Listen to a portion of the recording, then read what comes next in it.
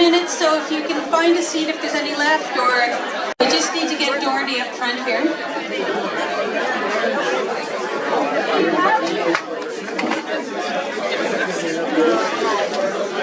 Welcome to the celebration of life for Thor Froslev on these unceded territories of the Squamish.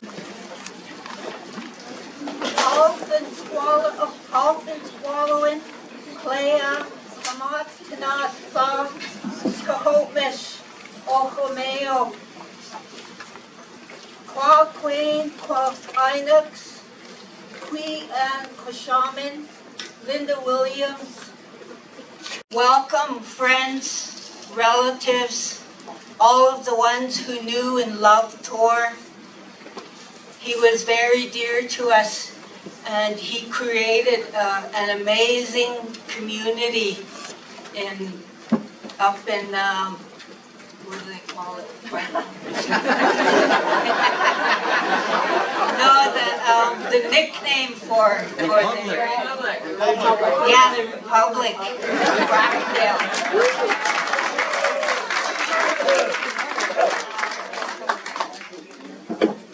Chenko Mantomia, for asking me to stand with you today and share some peace and some healing for each and every one of us. Thor was a big part of our life. He helped us through some very hard times.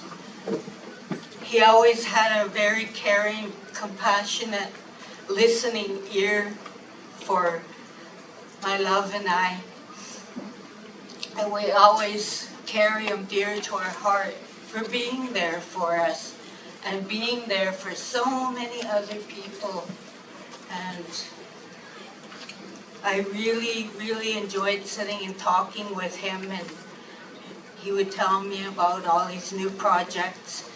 And we went to visit him one day, and there was a new building in the back. So I went and asked Tori, what did you build back there now? He said, it's a church. He said, they came to me in a dream. They said, build a church, and they opened up.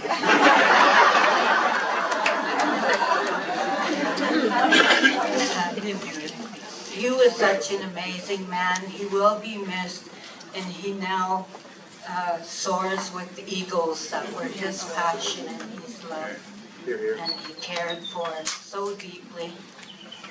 We will share 2 songs. This is my daughter Charlene Williams and daughter Virginia Tanat. We're going to share a healing prayer song and gathering of eagles.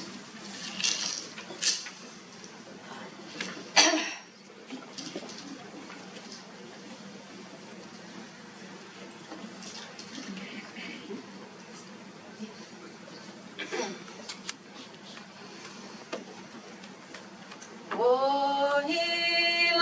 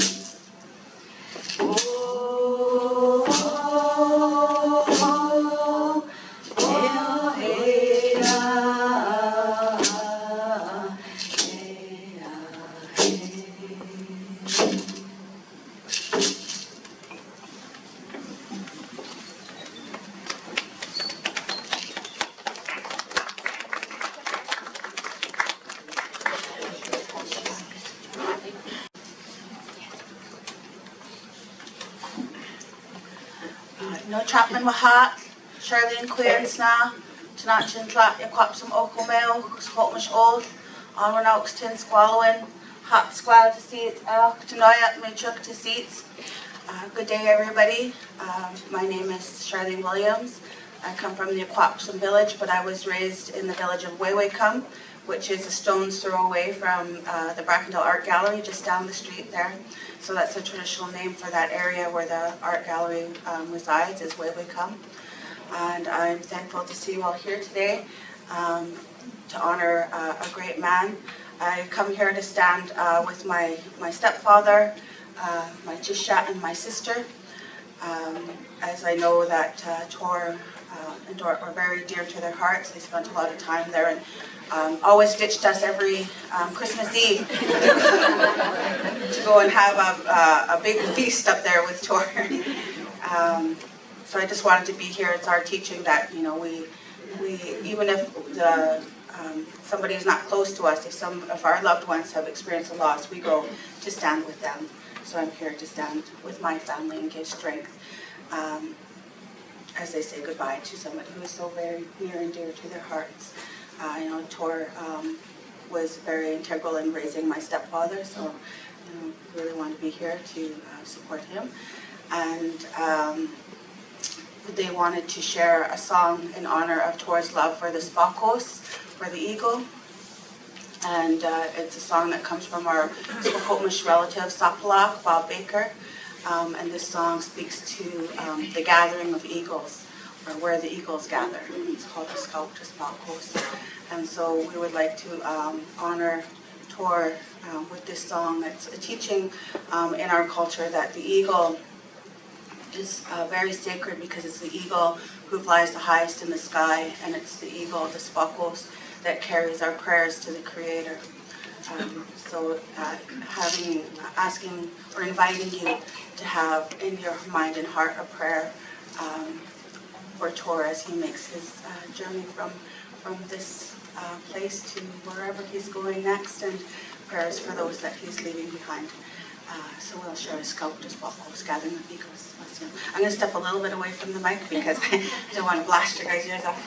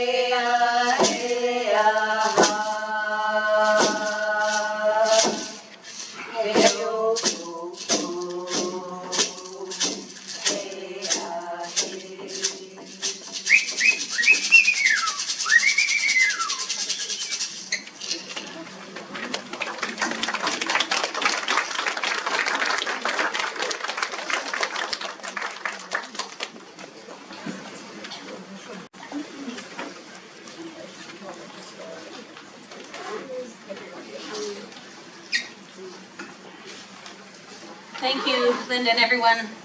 I'd like to invite Woldy Sosnowski up to lead you in a blessing.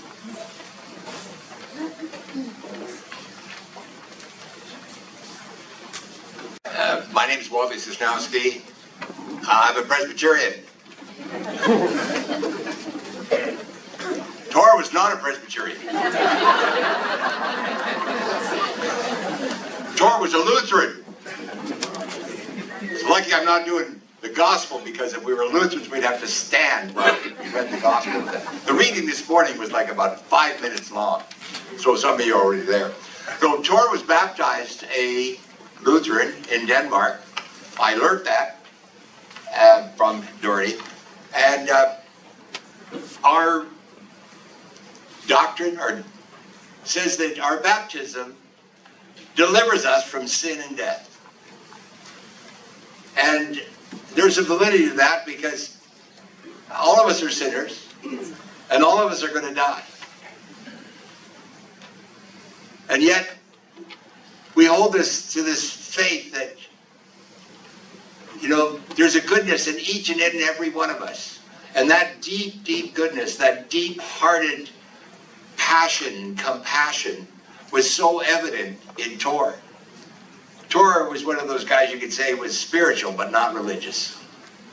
And yet his deep spirit compelled him to build a chapel.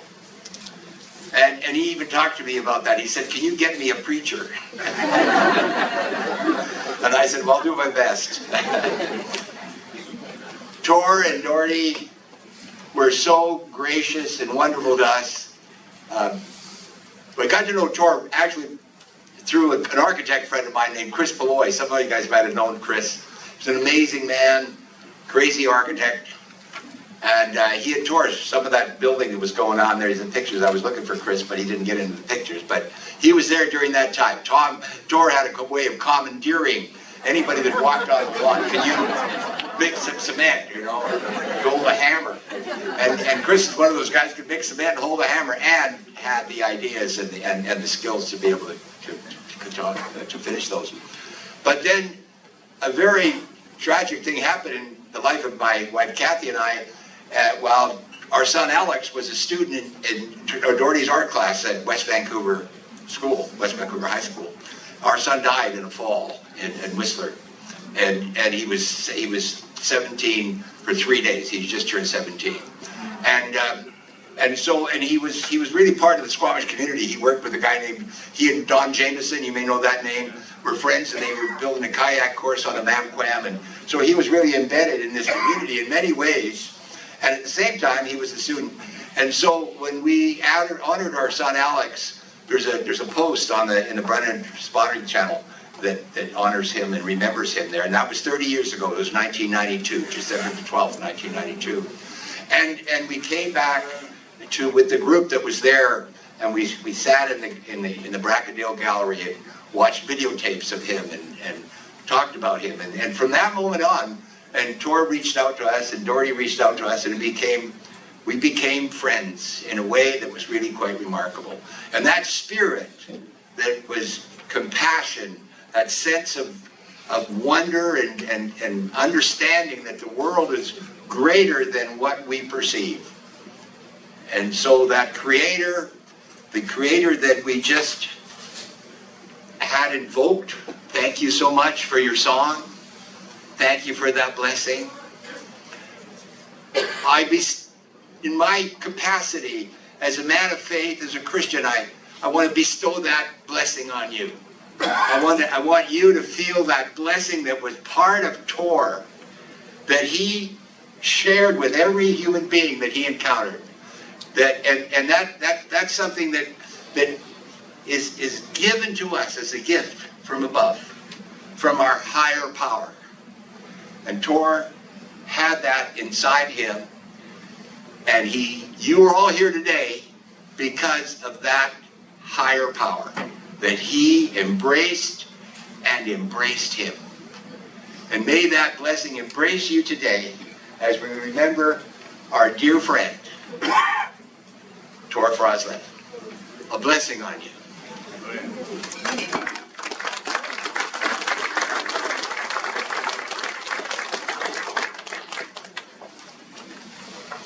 you, Wally.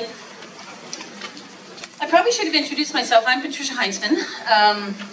I'll be doing the eulogy today. And you're not allowed to cry yet, Doherty. And I must say it was a pretty daunting task to boil and synthesize the life of Thor Froslev into a manageable amount of time. So it's about 3.5 hours long. Hopefully, people standing have good legs. So 30 years ago, on my very first day as a resident in Squamish, I met Thor Froslev on Sunday, January 3rd, 1993. I'd arrived the night before, and my landlady said to me, "You really should go tomorrow morning to the eel count because it's really something special and it's a great way to kick off your new life here in Squamish." So I'd heard about Thor a couple years before because I visited a friend in Brackendale, and we tried to go to the gallery, but it's only open on weekends. And I had a certain expectation about this, you know, Danish hippie dude at the art gallery. And when I walked into the art gallery, he certainly didn't disappoint my expectations.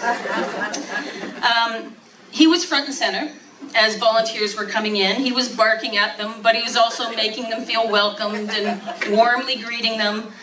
And he was mugging for the photos, as you can imagine, his big grins stealing the show every time. Thor knew I was the new reporter at the Squamish Chief, and he was a cunning fox, that man.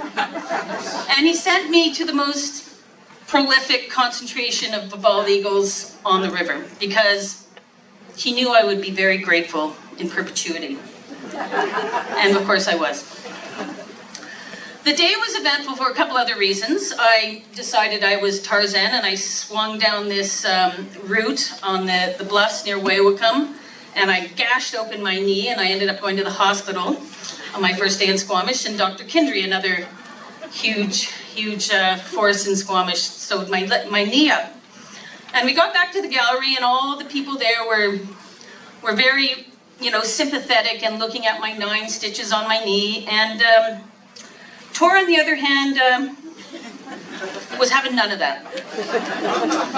He basically looked at me and said, "Who do you think you are, a Viking?" And he goes, "You're just a softie from Toronto. You'll toughen up, you'll get the hang of it here." I corrected him by saying I grew up in Montreal, not Toronto, because, you know, as a Montrealer, this is a sore point. And he just went, "Same difference." So this was the beginning of a never boring friendship that Thor and I had for 30 years. Often punctuated by a phone call from him. Usually I didn't answer. And I got a message on my phone that would say, "What's the point of having," this is my best Thor impersonation, so, "What's the point of having a phone if you don't pick it up? Pick up your phone!" It's Thor, call me back. So 10 years ago, Thor was approaching his 80th birthday, and we decided to sit down for a series of fireside chats to record some of his memories. And I really wanted to know about his formative years in Denmark, because I hadn't really heard too much about that yet. And so my first questions to him were, what were you like as a kid? And what was it like growing up in Denmark, in Europe, in the 30s and 40s?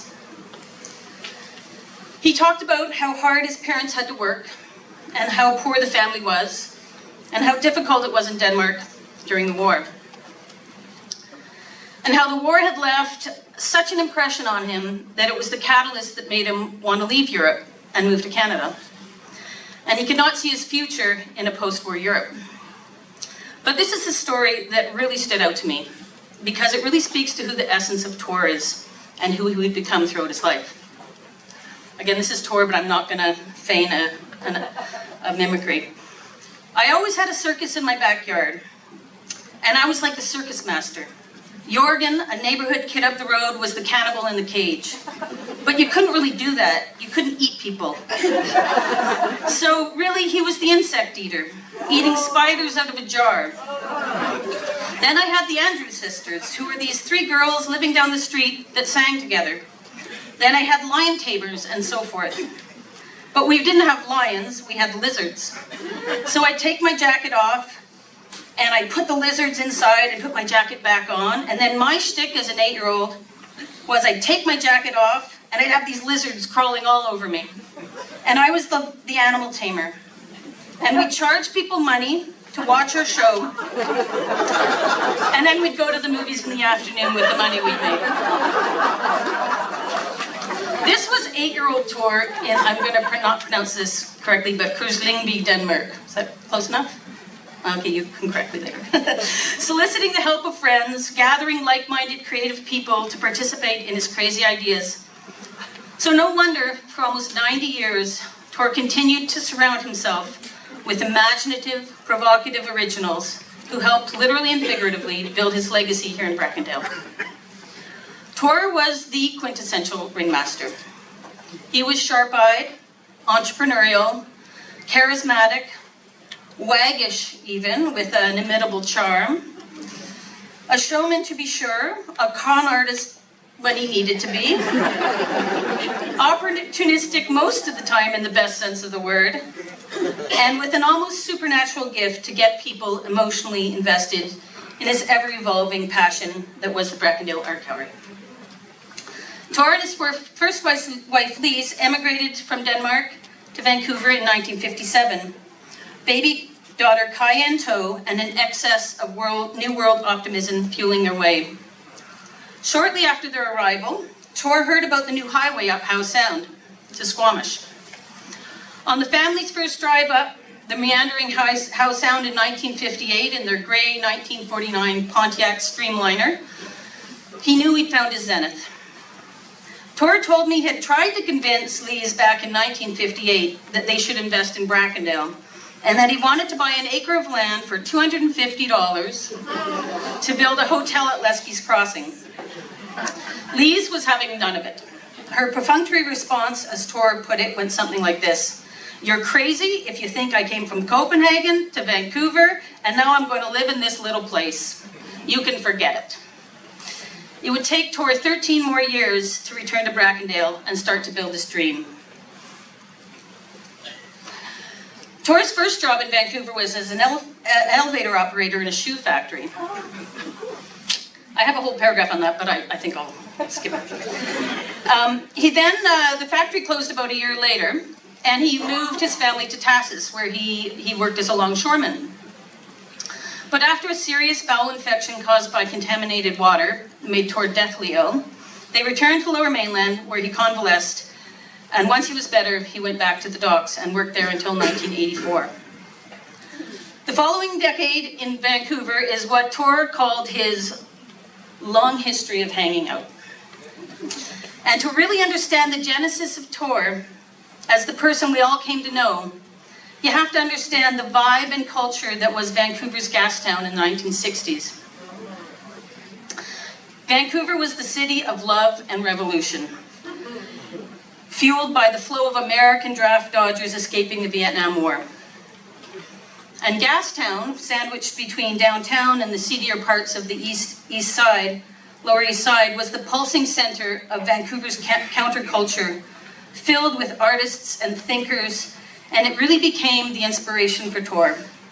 He couldn't get enough of the creative energy that flowed freely there in the smoke-filled coffee houses, where he absorbed, learned about art, music, theater, business, promotion, self-promotion, and where Thor found kindred spirits who not only understood his wild ambition to build an art gallery and performance center in the woods, but encouraged and supported him along this journey. He was a sponge, and Gastown in the 60s and 70s was Thor's university. It was his coming of age. When Thor used to talk about the decade-long history of hanging out, he would light up reliving those memories, especially of his time hanging out at the Classical Joint, that beloved artifact of the hippie era, tucked into Gastown's storefront, built more out of a sense of community than commerce. Sound familiar? And this is Thor. I mean, I hung out in the Classical Joint from 8 o'clock at night to 2 in the morning. Because you sit there 4 feet from John Blair playing piano, and all these musicians that played in the symphony would come over after a concert, and they hadn't changed out of their black tie, and they would just wail away and you were hanging with them. It was unbelievable. But when a bike crash left Tor's wife Lise with a debilitating illness, life for Tor was forever changed. Lisa's kidneys failed in 1967, and there were long wait lists for dialysis in both Vancouver and Seattle. And this forced Tor to fly Lise and their children Kaya, who was now 12, and Kane, 6, back to Denmark for treatment. Tor stayed in Vancouver, a decision that haunted him for years, but one he knew in his heart was the right one. It was during this time in the 60s, as the 60s merged into the 70s, that Tor met so many like-minded people who would greatly influence his path and ultimately become co-conspirators in his dream. Artists like entrepreneur Michael Malcolm, who's here. Maybe Michael can put his hand up. Outside. He's outside. He's hiding. He loves the spotlight, Michael. Was his go-to guy. If I had a problem or puzzle, Tor would say, Michael was always there to figure it out and teach me how to get it done. Artists Chris Blades, Carl Chaplin, Toby Nielsen, David Lowe, Bob Massey, and many other paragons of Vancouver's thriving art community were his other partners in crime, driving processions of helpers and supporters, artists and performers that would provide impetus for Tor. In August 1969, 11 years after he and Lise trundled up the newly constructed Sea to Sky Highway, Tor was fly fishing the Cheakamus River at Brackendale with longtime fishing buddy and fellow longshoreman Gary Weir.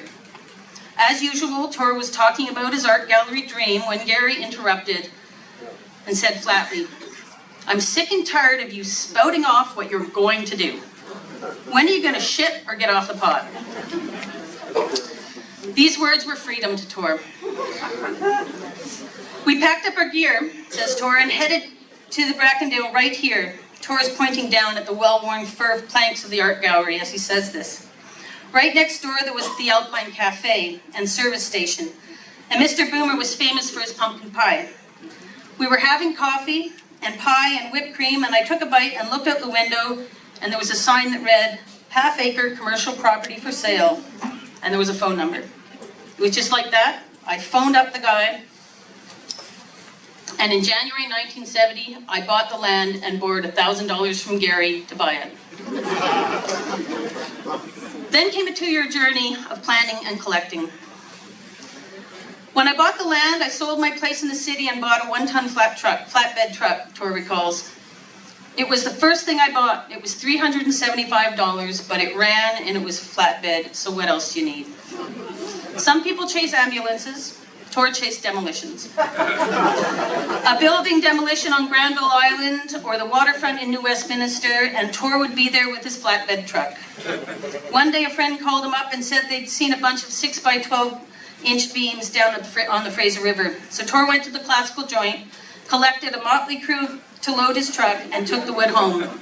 He confidentially said he probably wasn't supposed to take it because it was actually being used for some other job. He lived at 6th and Main Street in Vancouver in a basement suite at the time, and he was slowly filling his yard with all his collected goods. "I picked up a lot of free material that way," said Tor, as his eyes scanned the gallery. "I look at it right now, throughout the gallery. This building is solid. This building is made of so many memories. Memories that started even before this building was a building. It took the better part of 2 years to collect the supplies and to get his wits about him. But on May 15th, 1972, Tor drove up the Sea to Sky Highway, his flatbed truck loaded to the hilt, revved up his chainsaw, and started clearing his land. I always like to think about those days when Brackendale saw this bohemian invasion on weekends and sometimes for weeks long. And it must have caused quite a stir in this beautiful little logging town back then.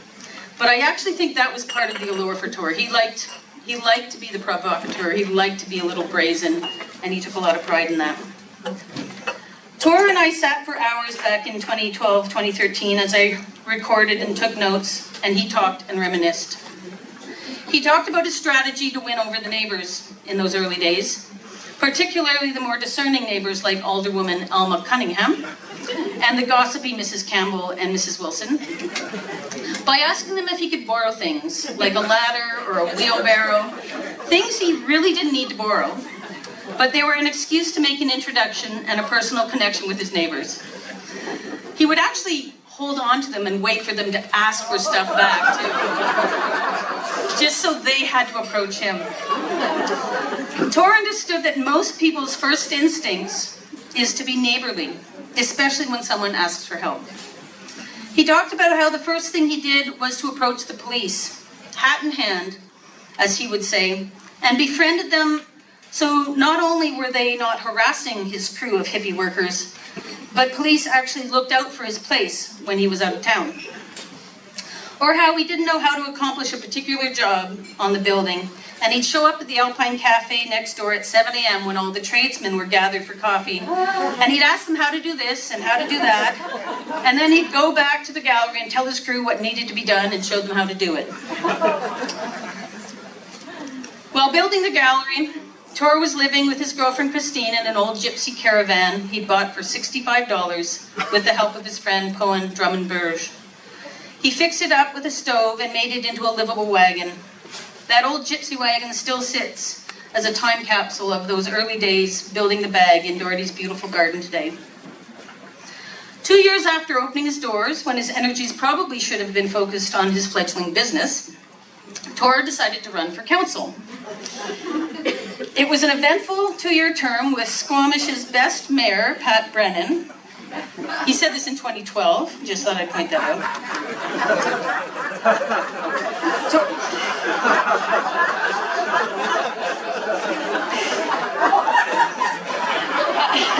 Thor took a lead role as chair of the Parks and Rec Commission, which steered the development of Brennan Park Leisure Centre and Centennial Fields. It was also during this time that Thor's nephew, Kelvin Johnson, say hi, Kelvin, came to live with him and became a fixture at the bag throughout the 70s and early 80s.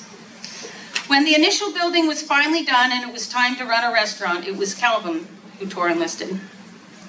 As fortune would have it, Thor met Doherty around this time as well.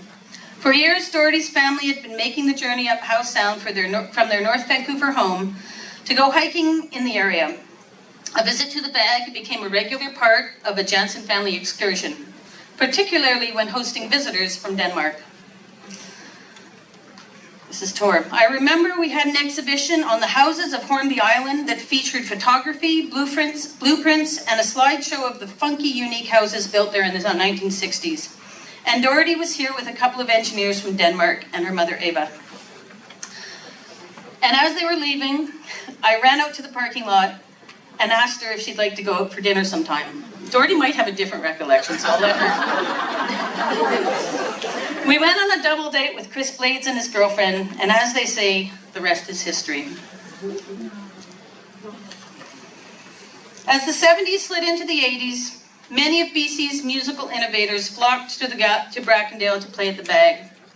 Regulars over the past 5 decades include a who's who of the BC music scene. Alex Berhansky, Norm Foote, Roy Forbes, Paul Han, Dan Hill, Paul Horn, Joe Mock, Bill Henderson, Jim Burns, Ann and Jane Mortefi, the Purcell String Quartet, Rick Scott, Sherry Ulrich, Gordon White, the Paperboys, John Mann, Barney and Dustin Bentall, and of course Baldy, and the list goes on. Theatre also came to the bag in the mid-70s. Patty Malcolm English, the famed teacher of Michael Malcolm, the famed mother of Michael Malcolm, asked Thor if he had a theatre company up there in Brackendale. Thor called Mayor Brennan and asked about the local theatre scene. The mayor gave Thor a few names, Doreen Ramus, Mrs. Haffey, and thus started the long history of theatre performance at the bag. The first performance was Oscar Wilde's The Importance of Being Earnest, followed by Arsenic and Old Lace by Joseph Kesselring. The thespians of the day were the Hoxtons and the Prices and the Cudmores. Dr. Richard Cudmore would continue to be a figure in Thor's life until the very end as his long-suffering and amazing family doctor. Growth at the bag continued to evolve over the years. The secret is simple, Thor said. You take care of your peers and you keep adding to meet the needs of your community. But perhaps the most defining element of Thor's evolution came in the mid-1980s when Thor began a passionate relationship with the feathered visitors who called Brackendale home every winter. It was a stormy January morning in 1986 when Thor saw a handful of rain-drenched people counting bald eagles as part of the monthly bird count. He invited them into the gallery for some warm drinks and soup, and ever since, the bag has been home to the Brackendale Winter Eagles Festival and Count. For over 36 years, hundreds of volunteers have been meeting at the Brackendale Art Gallery in the early morning of the first Sunday in January, before setting out by car, foot, raft, and kayak, binoculars in hand, to 22 counting areas along the Jacobus, Squamish, and Mampum rivers and their tributaries. And the main purpose of the count was to take a yearly snapshot of the results, which were sent to the BC Wildlife Service for posterity. But for Thor, it was really about awareness. We have seen so many changes and events that have continually reinforced our goal to preserve and enhance the unique natural phenomenon that is the eagles of Brackendale, Thor said. Without education, awareness, without the data every year to understand the environmental man-made influences on the ecosystem, catastrophic and incremental, without the dedication of so many volunteers and people who advocate for the environment, we would likely not have these remarkable birds in our area. And with that loss, there would be no salmon and other wildlife. It's all connected. When logging threatened the critical habitat for wintering bald eagles on the west side of the Squamish River in 1995, Thor and his good friend Len Lefty Goldsmith and others led the charge for the preservation of the habitat. Buoyed by the world record count of 3,769 eagles in 1994, Thor, Lefty, and others like Jim Wisnia, who's here today, who led the Squamish Estuary Conservation Society at the time, successfully convinced the Nature Conservancy to purchase the land in question, and then in 1997 persuaded the provincial government to declare the area a provincial wildlife reserve. Finally, in June 1999, the area officially became the Brackendale Eagles Class A Provincial Park.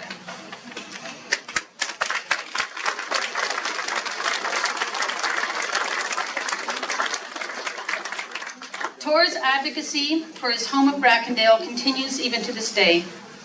Despite the fact he's left this world last September, the gallery is entering a new chapter, championed by two wonderful people, Jess and Adrian, who are thankfully cut from the same unique cloth as Thor. The bag will continue to be a vibrant center for art and ideas and a community hub sans pareil. I would be remiss if I did not mention the amazing women in Thor's life. People like Pat Middleman.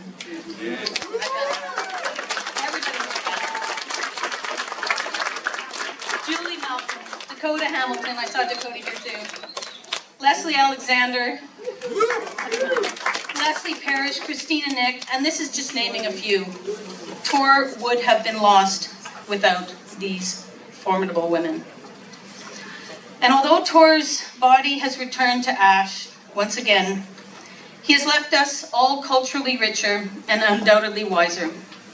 And I know everyone here has somehow been affected by Thor's presence in their lives as he was by yours. It's amazing what can start as a small circus act in the mind of an 8-year-old boy from Gerskenlingen, Denmark in the 60s and grow into a legacy for a community, yesterday, today, and into the future. Thank you, Thor. You're one in a million.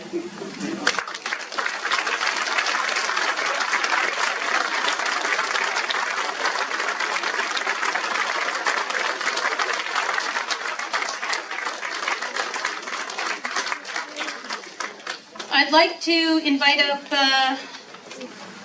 John and Liesel. Is it John? Did I get that right? Yeah. Oh, phew. John and Liesel, Valdi sends his regrets. He had planned to be here and couldn't make it, but we have the wonderful John and Liesel stepping in.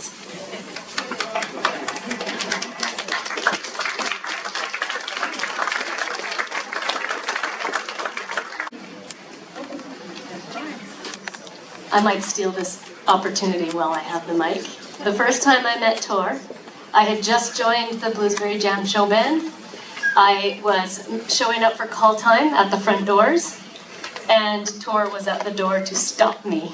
And I said, I'm in the band, and he said, no, you're not. And then it took about 3 or 4 minutes for Rita Kyle to come vouch for me, and then he let me in. And after the show, he never forgot who I was afterwards.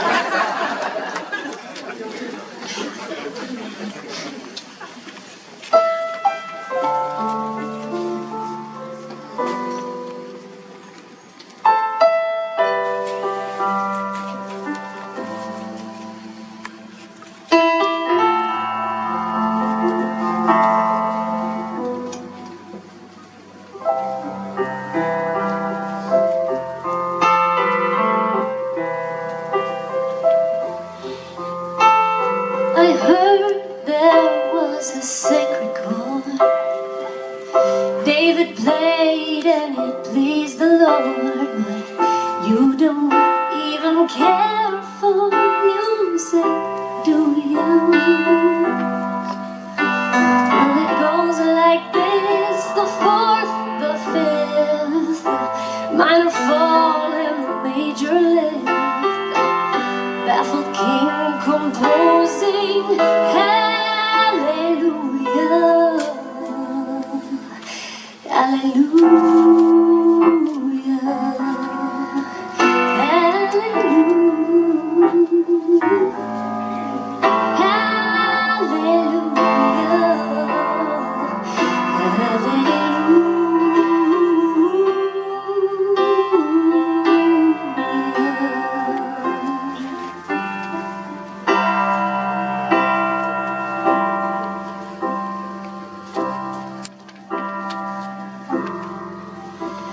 your faith was strong, but you needed proof. You saw her bathing on the roof, her beauty in the moonlight overthrow you. Well, she tied you to her kitchen chair, she cut your hair and from your lips she drew a hallelujah, hallelujah,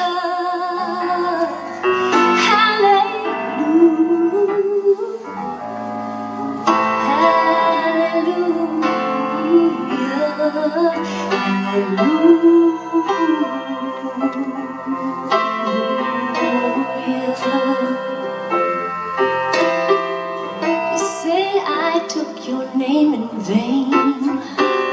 I don't even know the name, but if I did, what really is it to you? There's a blaze of light in every word. It doesn't matter what you heard, a holy or a broken, hallelujah, hallelujah,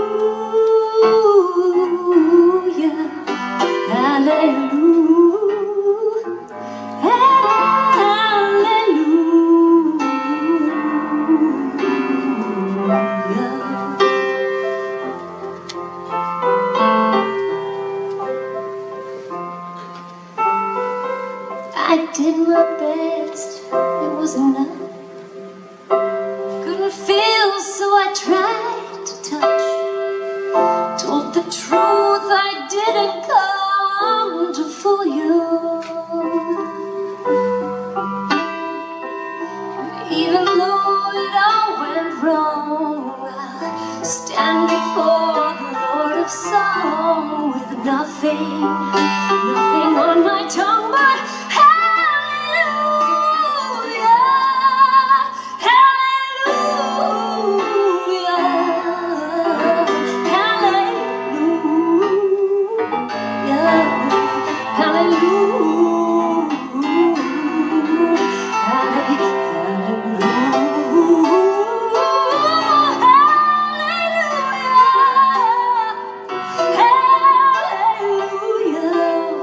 oh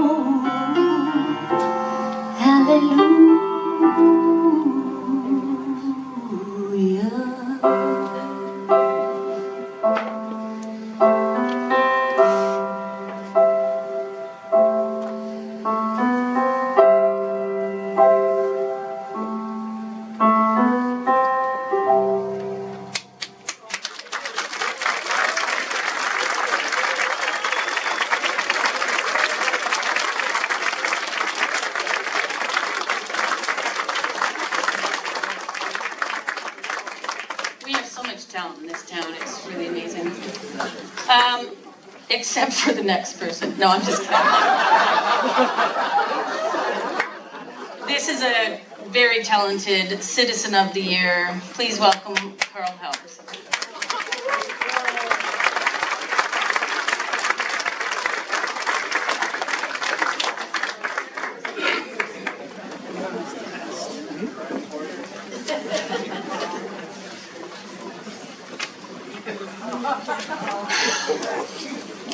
Well, I want you to know I wore this in 1974.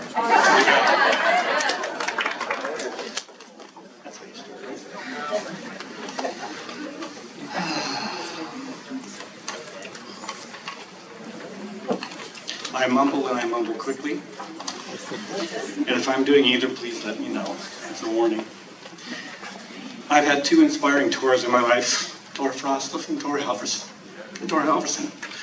One was my father in a Norwegian, and Thor Froslev was neither.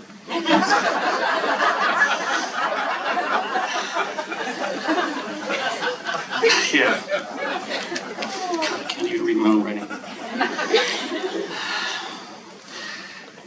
But Thor Froslev, obviously not quite up there with my father, was nonetheless had a huge impact on my life.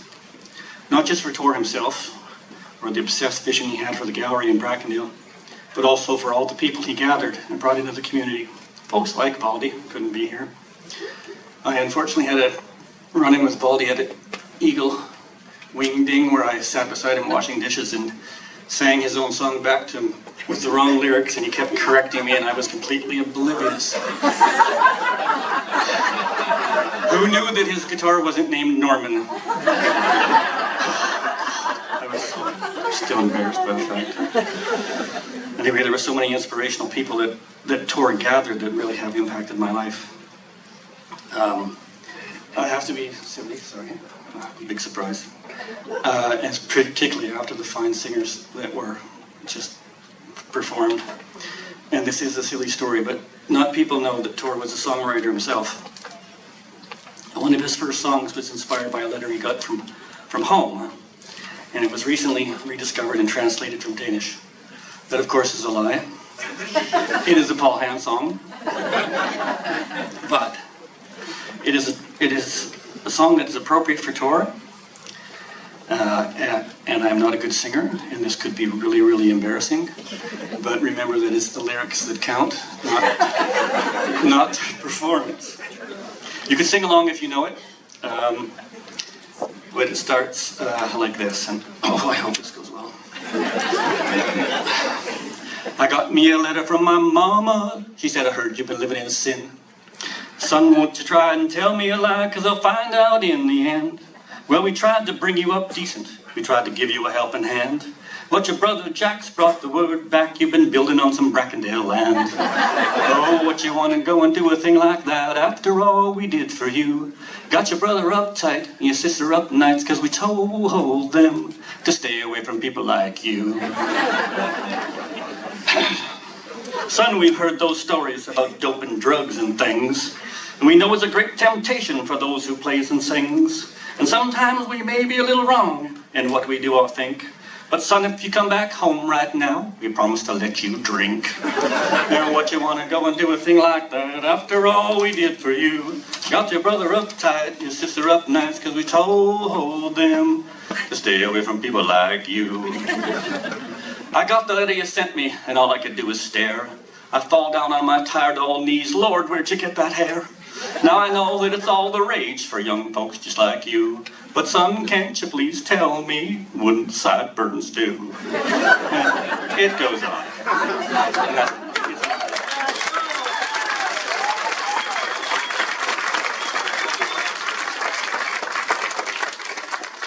Anyway, remembering Thor. When Thor passed, it was hard. But we all have a unique perspective on a person. And then when I reflected on my memories of Thor as a man, I was touched by how so many people had been touched by him and had, through his many interests and projects, had a profound impact on our community. I also remembered on his fearless ability to ask. Asked for anything and everything. He had a stubborn inability to understand the word no. He always forged ahead and asked for forgiveness if required, but usually not accompanied by usually it was accompanied by a shrug of the shoulders, kind of, and a fragrant, insincere look of mock innocence, followed by a wide open mouth. Always, he was a bugger. He would just go. I remember him as a collector of anything and everything. Building supplies in particular, woods, toilets, well, anything not nailed down. But primarily as a collector of people. And those people, and what those people could do, their talents, their abilities, and their gifts. He had many, many collections. Anyway, if you were a carpenter or a plumber, he collected you. If you were a musician or a singer, a cook, a dishwasher, or could simply operate a rake, he collected you. He could talk paint off a wall, but he could also listen, and he remembered. And then inevitably, there would come the ask. He would ask you to fix a roof. He would ask you to fix a pump, chop some wood, put up signs, wash dishes, serve soup, sing a song, put on a concert, paint a picture, put on a play, count his precious eagles. Whatever, whenever it took. Coercion, guilt, the pride you had in your own work. But one thing, there was very little cash involved.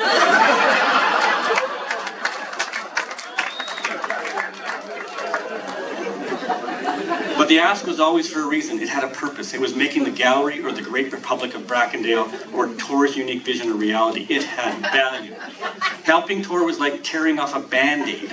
At the time it hurt a little, sometimes a lot, but it always felt better once the deed was done. One particular day he called me at work and he let me know he needed somebody to go, now, up to Copperbush Pond by Evans Lake to investigate the report of an injured eagle.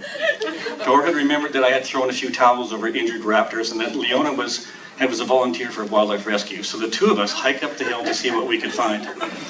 Once there we noticed an eagle sitting on top of a branch with one wing kind of like that. But as we approached it, made an attempt to fly and crash landed in the middle of the lake, awkwardly thrashing away towards the other side. I struggled through the thick underbrush around the lake to where the eagle had crawled up on a log. So of course the damn bird swam back across the lake and went to the cabin. After a few hearty curses, I retraced my step to where the eagle was, bird panting, on a stick about 8 feet away from shore. There was not much left to do but jump in after the now breast-stroking bird, swimming once again back across the lake. It would have been much easier if I'd taken off my coveralls and work shoes. I was much like I am now. And before I jumped in, but eventually I outswam the eagle and grabbed it by its shoulder and struggled back to shore, rewrapped it in it up for transport and headed back to the gallery. So once I related to Tor what had happened. At one point on the return swim, with an eagle under my right arm, I had balanced on a log only a few feet from shore, where I had stopped to wrap the eagle in a soaking wet towel that I had dragged along with me.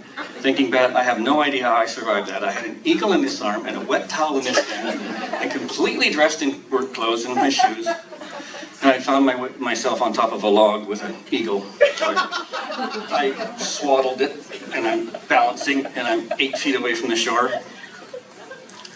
Anyway, the next obvious step was to leap towards the bank, grab an overhanging branch, and pull myself up and the bird to dry land. I mentioned to her that at one point I had been completely underwater. And when my head broke the surface, I looked to my right, directly into the eyes of an eagle. Only 6 inches from my face. Right there. And this eagle was truly pissed off. And giving me a, what the hell kind of rescue look is this?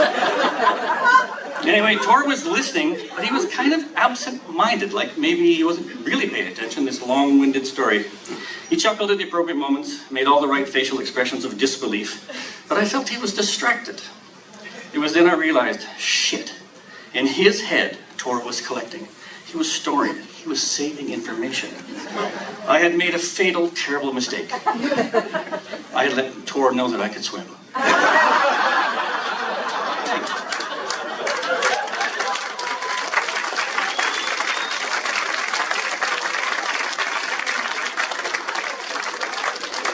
Thanks, Carl. That was wonderful. I'm going to invite Doherty up here. I just need to give me 2 seconds to find the right.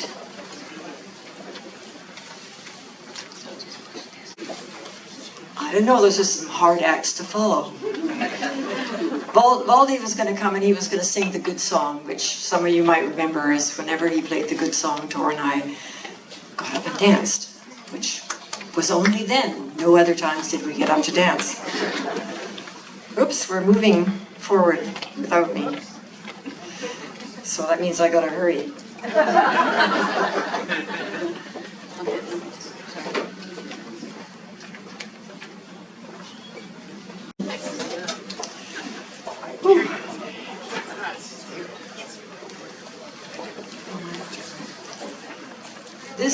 This series I decided not to do with the ubiquitous Tiny from Hawaii singing Over the Rainbow. I just want to talk through the slides, so I hope I don't bore you all to death and I'll go through them as fast as I can. This is my favorite picture of Thor. I used it in the program as well, and it was taken by Don Lloyd, as he informed me a while back, and I just love this picture of him. Well, there are several favorite pictures of him, but I'll get started here. I can do it from just here, can't I? And just tell me if it's not seen on the screen. The first section here is Denmark, is Thor's coming to Canada from Denmark, and a little bit about Canada at the beginning. This is his father, and his father was a beekeeper, which is one of the reasons why Thor very badly wanted to keep bees when he came. He did for several years keep bees. And his mother, a very industrious person as well, she recreated new clothes from old clothes for people in Denmark. And this little guy here is Thor. And this is Thor just about the time when he would be doing the circuses. And I circled it so you wouldn't have to spend a lot of time finding him. But you can tell it's him, right? And another picture of the four siblings from back then. Ingrid was extremely beautiful. She had the most gorgeous eyes that she's passed on to several of the generations coming on. And this is Thor and Lise. Now you might have a hard time understanding or believing that that is Thor, but that is Thor. And when they were married, I gather. And this is Kaya and Cain. Kaya, a little older when they were little toddlers, and you could place that picture back in the first picture. Thor there. And this is Thor's family, out on I gather on a vacation. Lise and Kaya, I presume at this point maybe there was no Cain yet. There was no Cain yet.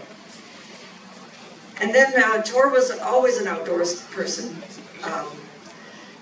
Part of what he did when he as a young man, he was upholstered to apprenticed to an upholsterer, and one of his jobs was to card horsehair in a little room. And you can imagine how the horsehair would break off, and one of the reasons he always had problems with his lungs was because he initially had all that horsehair. Smoking for many years didn't help at all. And I believe Sven is here. Sven is right here. This is Sven in the picture with Thor, with some big old crabs. And this is Thor in his house in Burnaby before, well, I suppose while he was percolating the gallery. Okay, then we come to the transformation. This is one of the signs that I'm assuming that Michael made these signs. Did you make these signs, Michael? Where are you, Michael? Somewhere back there. Yes. And of course the ubiquitous.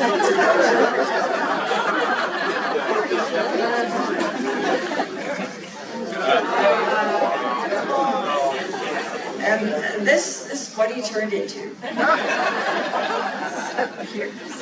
Full of charisma and spirit. And I think, you don't wonder why he could get people to do stuff. And this is the gypsy wagon that Christine and Thor lived in when the gallery was being built. They also had a bird in a cage there. I went through thousands and thousands and thousands of pictures. To pare this down to a whole bunch of packets of pictures, to pare it down to this selection of pictures. So, there's lots of them. And here he is with his crew in the gypsy wagon, handing out coffee, it looks like.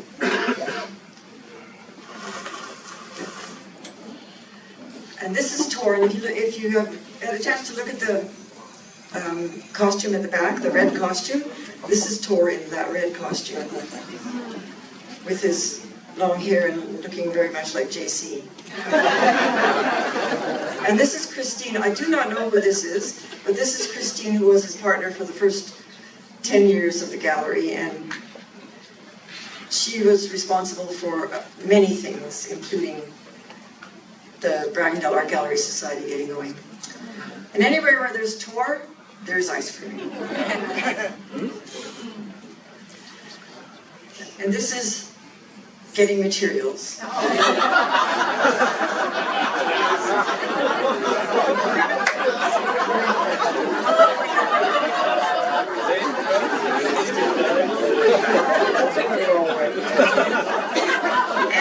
And this is the WCB as it was at the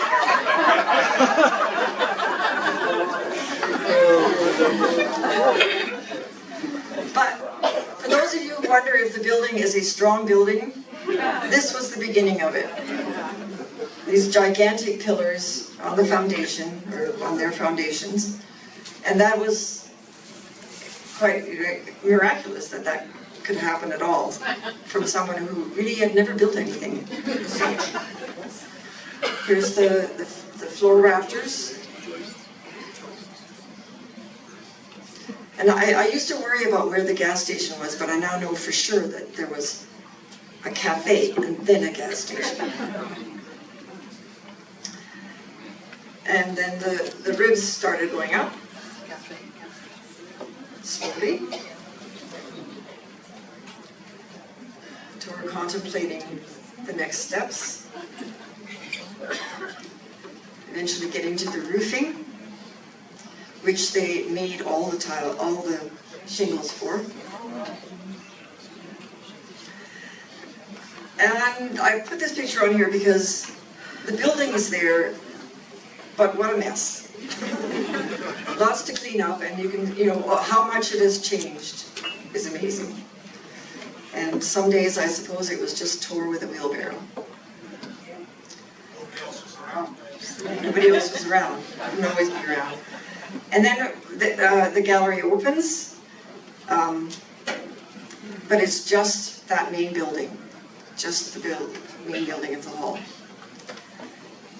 After that, they built the building at this end, which is now my living space, and then eventually connected the two with the kitchen as we know it, which is going to get a beautiful renovation due to those lovely people over there. And I put in a few pictures at the end here. This is Kelvin, and I don't know who the guy is in the middle. Do you, Kelvin? No. But they apparently did a lot of that out there in the woods. And for those of you who have been regaled with Thor's stories of crossing from Hawaii, he really did. Because here he is on the boat, the crossing from Hawaii. And for those of you who were regaled about a picture of having a pet pig, there's the pet pig.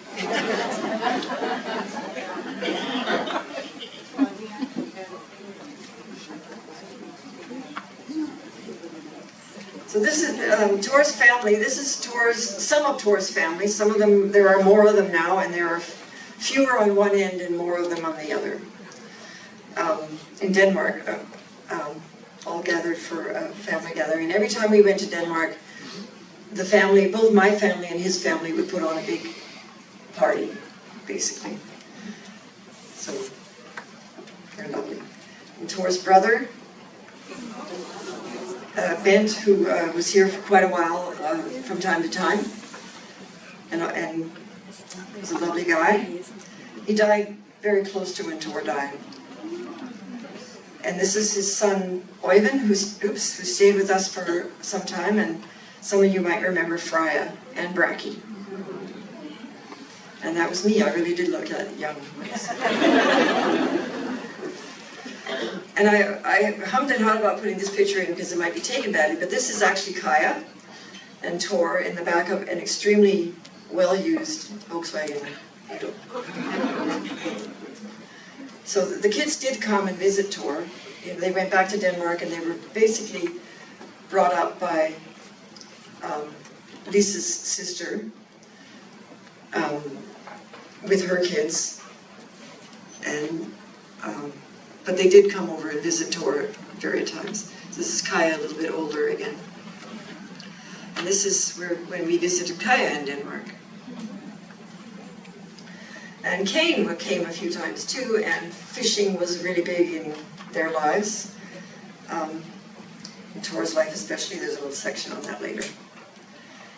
And there you see again, I like to call this one the clone one removed, and the other one where Ruby is the clone two.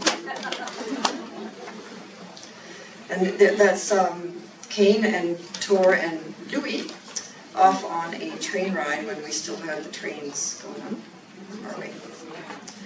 I love this picture because the picture of Louis as a little toddler, everything in this picture is echoed. The way the foot is back, the way the hands are back, the way the hair is just total sameness. And then older, same thing again. And Louis actually has this beautiful picture of him as a little guy tattooed on the back of his calf. You can ask him to see it later. But there isn't just Louis, there's also Vincent. Vincent is Louis' half-brother. But you can see they're all Froslevs, just the same. And this is the latest addition to the family. This is Elva, which is Louis' little girl. She is adorable. In 1982, I came along, a little bit like was explained there. We actually came to a Valdi concert, and that was the time when he came out and shocked me by asking for my phone number. And I went home and I said to my mom, Mom, you never, well, that was actually later. He came out to Emily Carr where I was taking the course, and he asked me out for dinner. And I went home to my mom and I said, Mom, you'll never guess who asked me out for dinner. He came out to Emily Carr and asked me out to dinner. You know the guy from the back Brackendale Art Gallery? And she said, that's wonderful, dear. And later she said to me, what she really said was, that's wonderful, dear.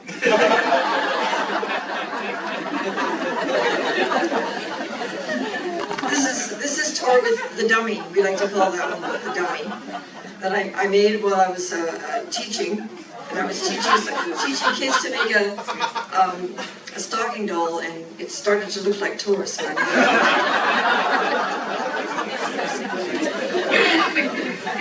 and my parents from the very beginning, despite the gulp, loved Thor.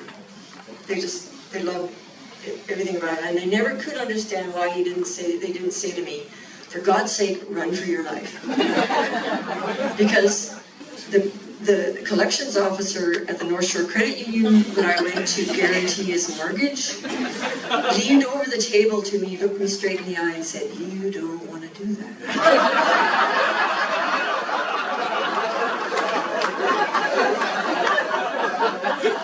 But I was 32 and, I did it anyway. Thank you, Ruby.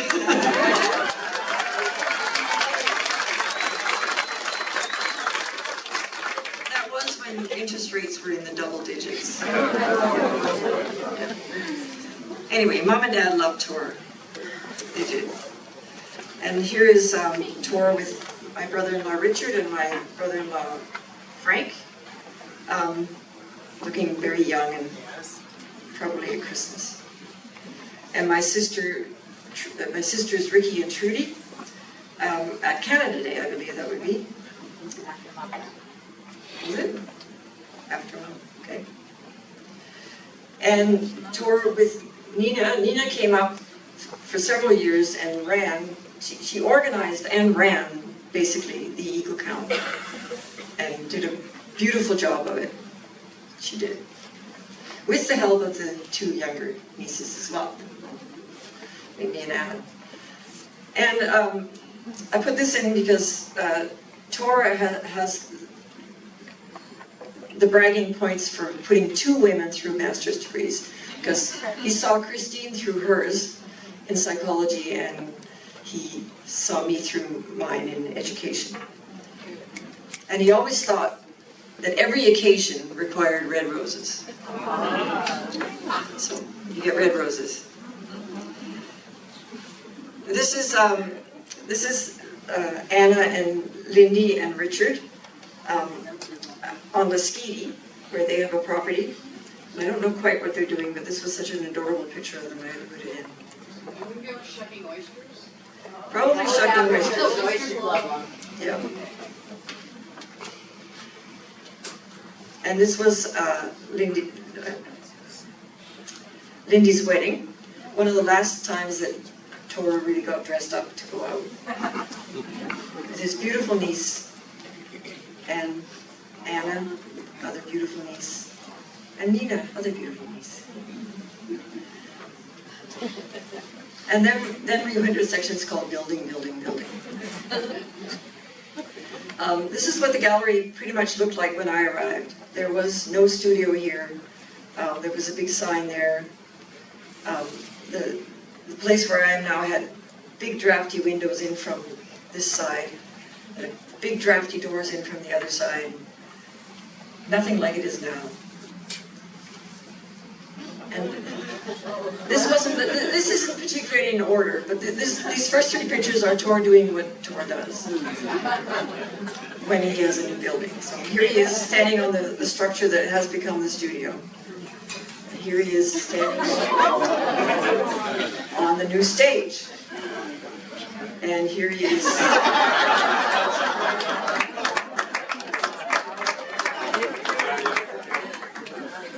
And this is also how Workmen's Compensation Board worked on the gallery.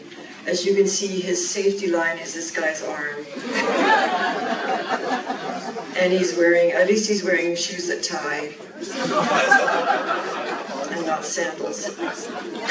And this giant beam came from, it's one of the 3 beams that he got from Ron Banner. 2 of them are in the workshop, Make the Workshop, and 2, actually I guess it was 4, because 2 of them made one of them made the new stage and 2 of them made the workshop. There he is, doing that. So, one of the things that happens along is that buildings sprout out all over the place. So this place we now call the dojo. This is where Leslie Parrish lives at the moment. But that wasn't enough for Thor. He had to build something on top of it. And his trick was that if he painted it green, the building inspector couldn't see it.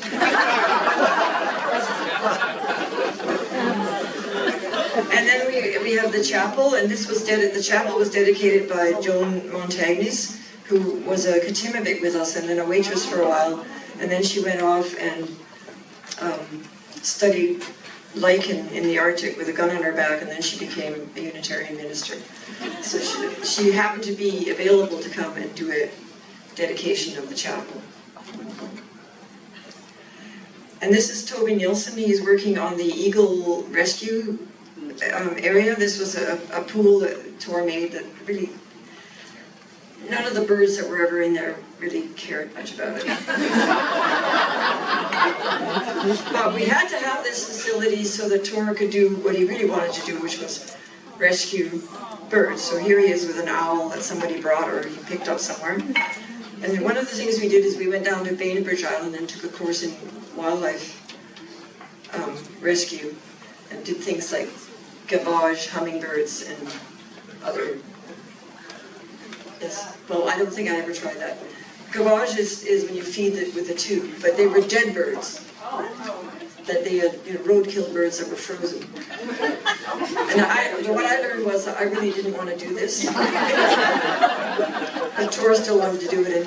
And Carl and Sheila have been absolutely awesome and bringing birds down to facilities in Vancouver to actually really get help that we couldn't get.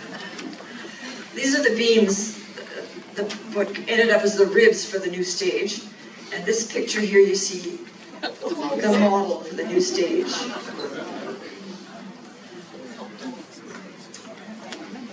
And it was actually genius, and I think that was Michael Malcolm too, to turn those beams in that direction to make the stage. Because you could have done them the ordinary, boring way, but that's not what they did. And here it is for real, before the sides were put on. The unicorn, by the way, was built by Jim Cummins, who is still known as Brain Eater, and if you want to pick up some of his work, you can go to the Empire of Dirt on Cleveland Avenue, because they carry his work. And this is the studio being built. And this is Jim doing what he does best, moving dirt. And this is the sunroom. So another sprout out here. Here's the building of the workshop, and you can see these huge beams that he's scored from Ron Banner. Oh, then we go to this one. This is me standing in a drawn-out foundation for the tower, and Thor has written on the bottom of it, over my dead body. So I'm here, therefore I'm not underneath the tower. And this is a Henry York man who designed the tower, and Johannes and Chris, who helped build it, even though I spray painted on the wall nearby. We can't afford this. We don't need it, so don't help him. Which everyone ignored.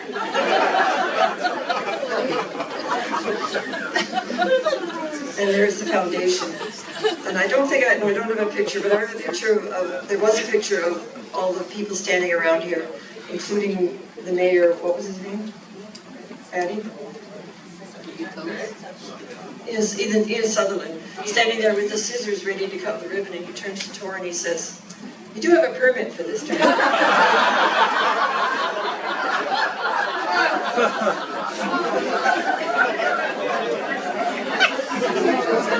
But nevertheless, there's the tower.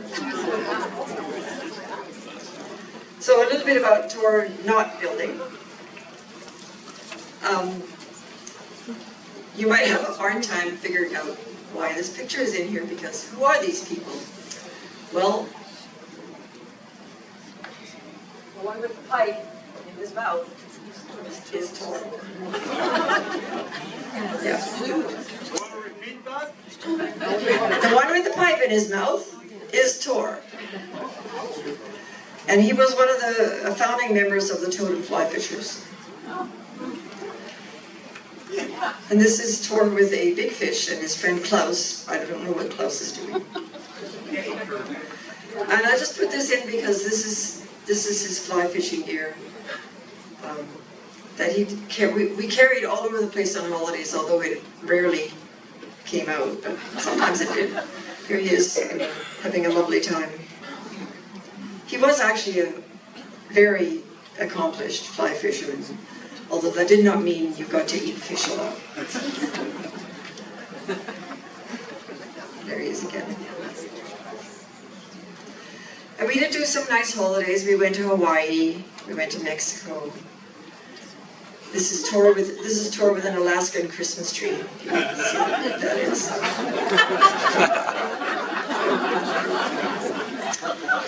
And this is Thor with a sign in Denmark. There are actually lots of places called Froslev in Denmark, but this was the particular correct one. And this is actually in Australia. And there was a place called Brackendale Road, and there was a little tiny place called Brackendale, which was really a sheep marshalling corral and a tiny church, but we had to drive 26 miles there and back to the road to see it. And I did trick him into doing this, actually. Afterwards, he said, "You tricked me. It was just as far back as it was there." And if you wonder what Santa does in the summer, this is what he does. And special occasions, I think this was Thor's 60th birthday. And it was before internet or anything else, and we managed to keep it a secret from him until he stepped in the door, and Patty took this picture. Yeah. And when I first came to the gallery, at the very first Christmas, we had a Christmas dinner, and I did the traditional pork and goose dinner for, I think, maybe 16 people, which turned into, as some of you know, year after year, 100 people plus Christmas Eve dinner. Yeah. And here is some of those participants.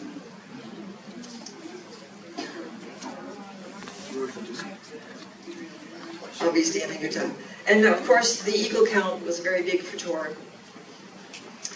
and a big source of pride and enjoyment. We had the occasional... Actually, the reason I'm putting this in here is because this is such a perfect costume. He got the cape somewhere. This is one of my mom's meerschaum pipes that she collected. And then I took 2 of the Republic of Brackendale hats, put them this way for his hat.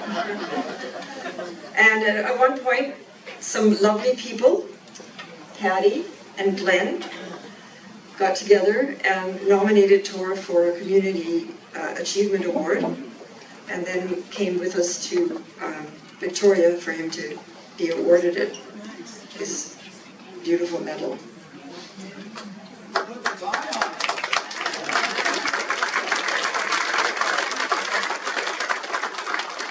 Well, Thor dressed up was always his best pair of coveralls, a tie, and a jacket, and polished his shoes.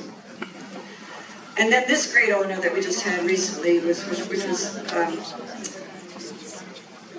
really fantastic. Fantastic that this was done, and it was done so beautifully. And the guy with blue is the artist. Gosh, I can't remember his name. Kevin Lido. And I don't know the other guy's name. Alex Phelps. Alex Phelps, I didn't know that. So, yeah, so Thor got to see that on the way home from the hospital and met the artist, which was really great. Okay, just a little bit more, not too much more. And of course, there's the Brackendale bells, which we have, I think we've literally sold thousands of them, bartered, given away, sold, and through many different permutations, and many different people helping with them. Christina, Nick, and Fred, many other people helped with it. I'm getting to that one. This is Torian. And I will say a little bit about Torian while I'm here. Torian has been with us for 3 years, all the way through, or 3 or more, all the way through COVID and through Thor's illness. And we could not have done it without him.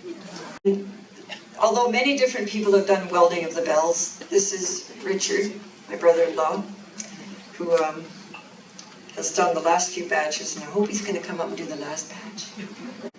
Casting and cleaning, and one of the people, well, the person who probably did the most work on this casting wall is Dakota. Yeah.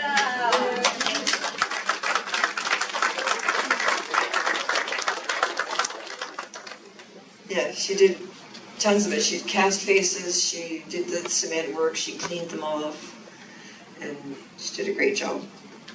Terrific. She's holding with me.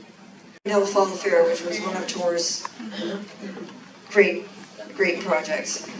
And he and a number of other guys, to start with, got the idea to put the Fall Fair on, and they used to meet together. I used to call them the Fossils Institute. Brackendale Farmers Institute. That's not my... tour at the park. And then these last few are just because.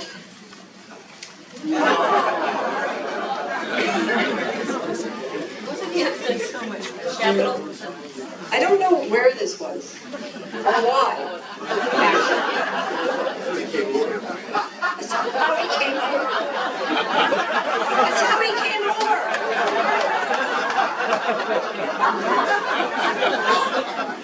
And this is a little painting that's painted by Tonya Marks Bainey, and I have it hanging on my wall at home, and I like to say that it's Tor SJC, and no wonder everybody followed him.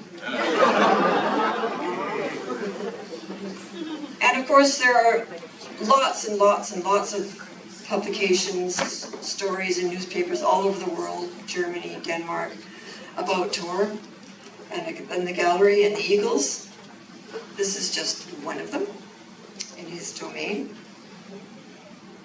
And another reminder that he did run for council, looking very serious.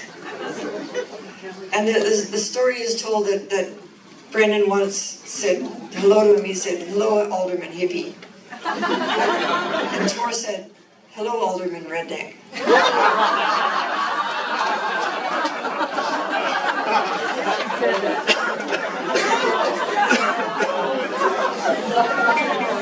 And Tor with his favorite sidekick. His little laptops now. And one of his favorite things to do was to go swimming in the early morning up at the lake. One of his probably later swims. And his precious coffee machine, which has croaked.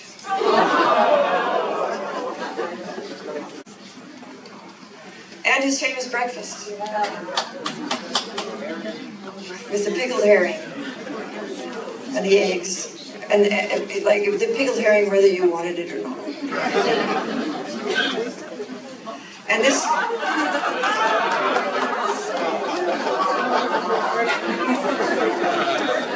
was taken by Bob Brandt as we set it up. Yeah. Was Tor and me and Patty and Glenn. And then finally, a picture that kind of matches the one that we started out with, Tor in his domain.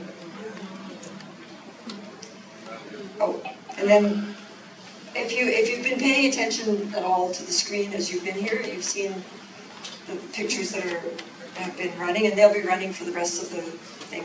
The first part is, I call it Tor's people, and they're people with Tor. And the second part is Tor's chair, because when Tor was mostly confined to his chair, and he had a chair for people to sit in, he would take pictures of people sitting or standing or whatever. So that will turn as we go. And that's it. Thanks, Dory. That was beautiful. I know that was hard, and thank you for sharing. We're going to have a few songs now. First up, we have Rita Kyle and Andy Drinham. Victor Smith is also playing with us. Victor's a long time. And I'm Rita, and this is Andy. And Dory chose this song out of three songs that we offered, that we said we would like to play. And she chose this one, and this is a Bob Dylan song, but it is not his version.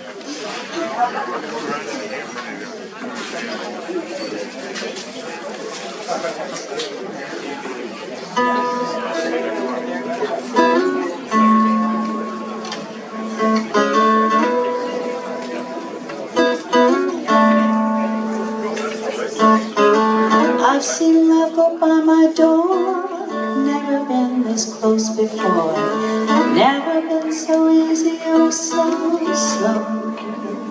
Been shooting in the dark too long, something's not right, it's wrong. You're gonna make me lonesome when you go. Dragging head so high above, I've only known careless love. Always is hit me from below. This time around it's for correct, right on target, so direct. You're make me lonesome when you go. Purple clover, Queen Anne's lace, crimson hair across your face. You can make me cry if you don't know. Can't remember what I'm thinking of. My baby's spoiling me too much love. You're gonna make me lonesome when you go. Flowers on the hillside feeling crazy. Crickets talking back and forth in line. Blue river running slow and lazy. I could stay with you forever. Never realized the time. Situations ended sad. Relationships have all been bad.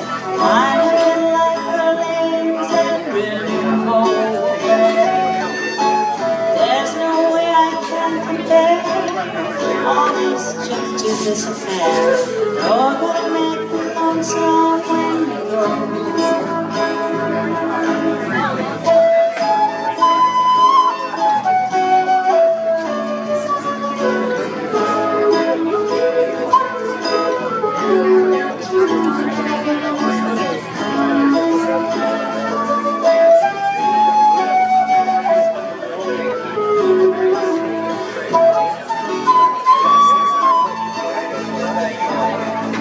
You're gonna make me wonder what I'm doing, staying far behind without you. You're gonna make me wonder what I'm saying. You're gonna make me give myself a good talking to. I'll see you in a Honolulu, San Francisco, rush to you. You're gonna leave me now, I know. And I'll see you in the stars above, the tall grass and the ones you love. You're gonna make me lonesome when you go. You're saying hi. Going around.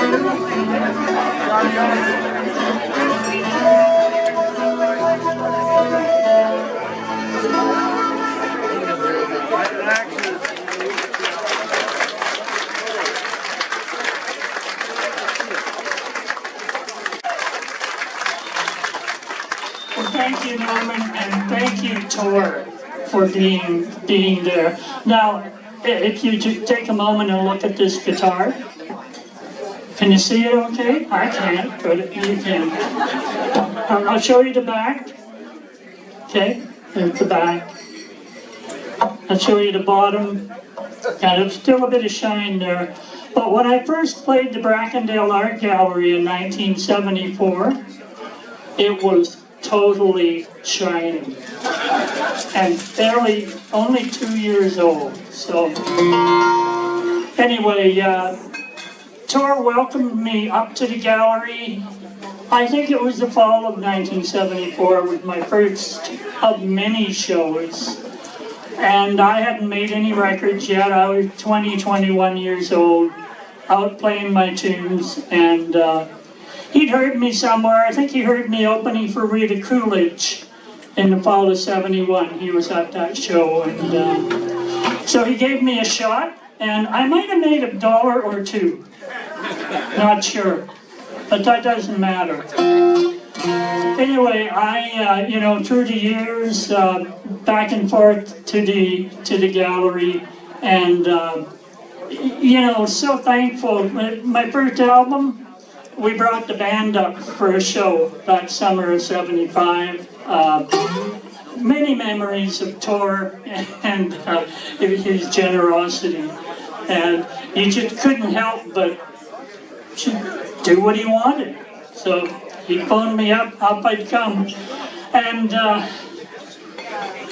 one of the last times I saw Thor, first of all, the last time I played the gallery was in 1919, and Thor had been in Lionsgate Hospital for something, I'm not quite sure what, it was pretty serious, but he made damn sure he was out of the hospital so he could work the door at my show.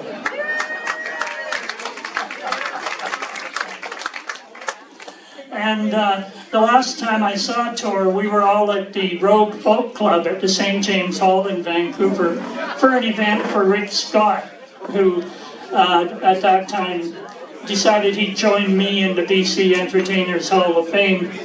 And the hippies were out from all over the place, the Kootenays, everywhere you could imagine. And Thor and Dorothy were there as well, so Lydia and I sat beside them. And at one point, I couldn't see him anymore. I said, Thor, is that beard still there? So he took my hand and let me check out the beard, still there. So I went to put my arm around him and gave him, to give him a big hug. And I could feel his hair, down on his back. So I thought I'd bug him a bit. I said, hey, Thor, when are you getting a haircut? And I swear I saw his head turn toward me as he said, never. So anyway, I like to play this song for Thor. The song I wrote for my mom, and she passed on a few years ago, and it became her spirit song. Really, it's like one of the earlier speakers said, it's a spiritual song without being religious. This is If I Were a Raven. On a day like today, when you're so far away, and nothing appears to be right, I'm chained to my chair, I'm going nowhere.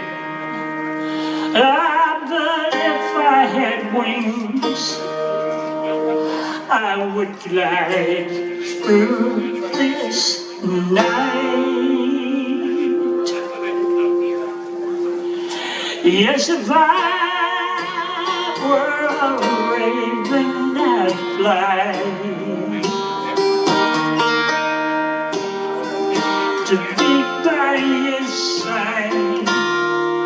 I would try. I'd follow the river, I'd ride on the breeze through the misty young mountains, high over the trees, and in the sunlight of morning you'd hear through your window a voice ringing clear. I'd send you a tune or two down from the sky. Yes, if I were a raven, I'd fly.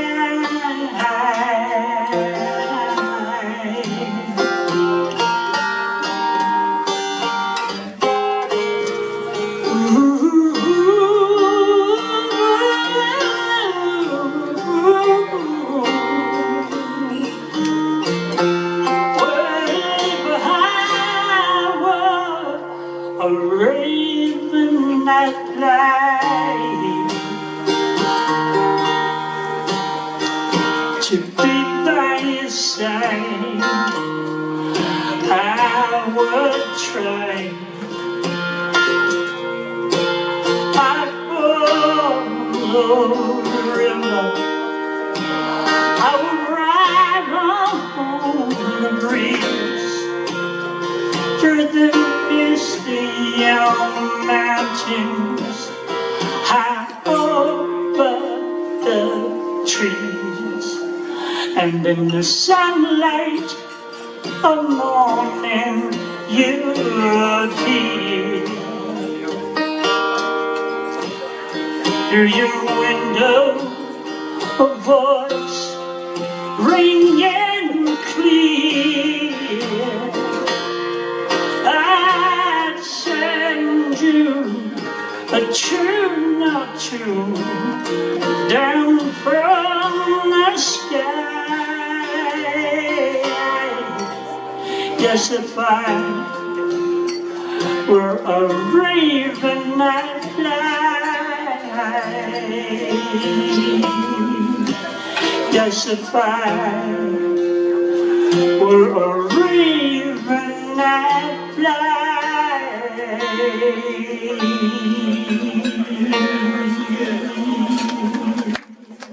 Thank you, Charlie.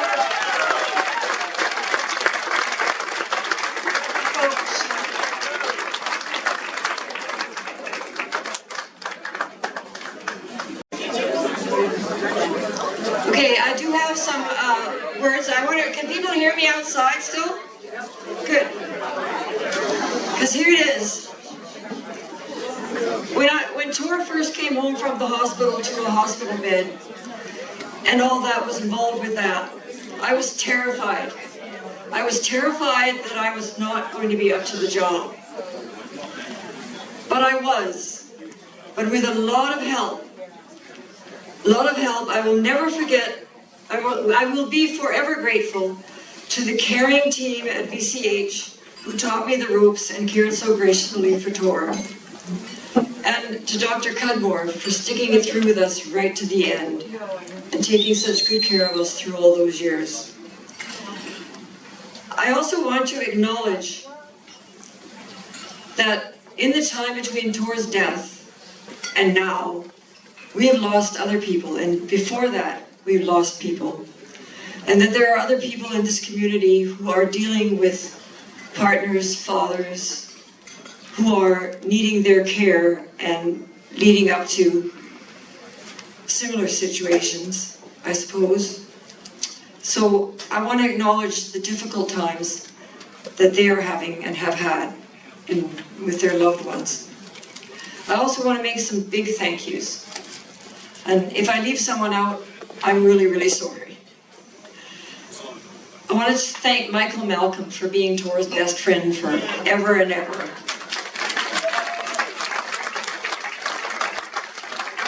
And so many things that you see at the gallery are Michael. Oh yeah, and these are his paintings that we scarfed from the gallery to hang up here today. I also want to thank Pat Middleman forever. She worked for us for 35 years, through thick and thin, on her part and on our part. And there was always a sign on the wall that says, Pat knows. So if you had any questions, you go ask Pat, Pat knows.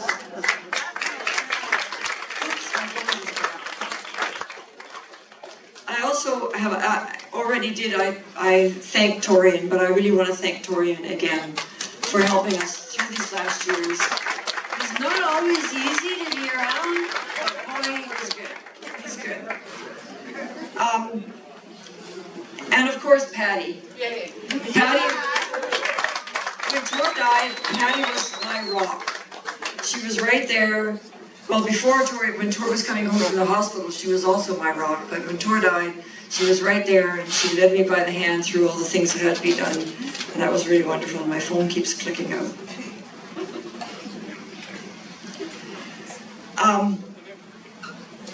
I also want to thank Cam and Brian for not only supporting us all over the years, but this lovely job that they've done here today.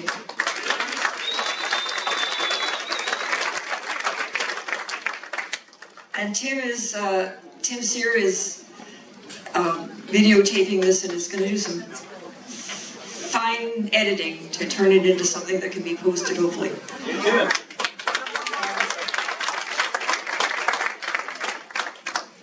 And I want to thank Norm Foote too for all the support that he's given me through this time.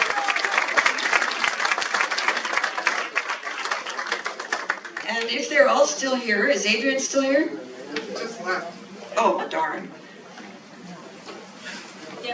So Jess and John, why did you come up here for a second? Huh? I know. Adrian had to go, he has a new baby.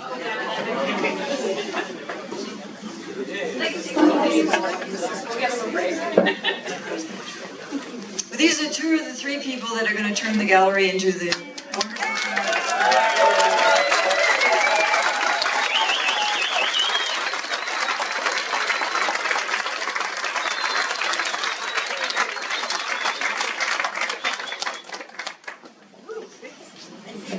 This is Jessica and John and baby. And Adrian had to go.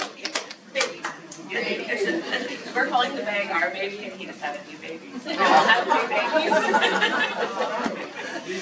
Okay, you can eat now.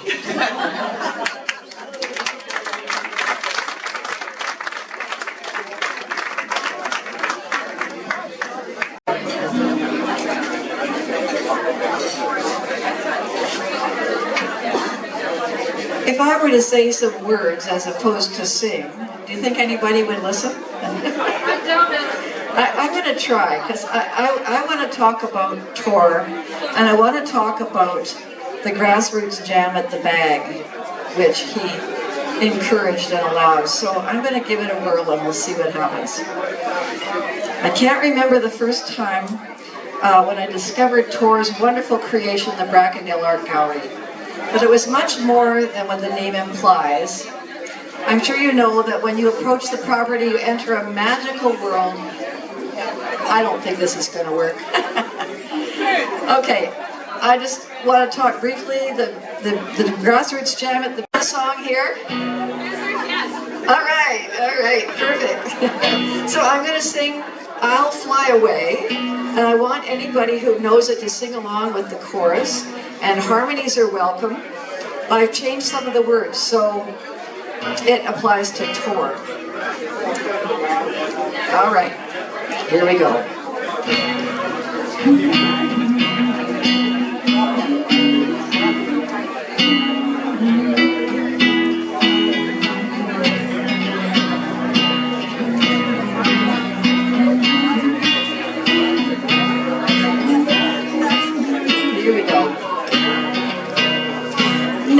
My gallery's ready to pass on, so I'll fly away.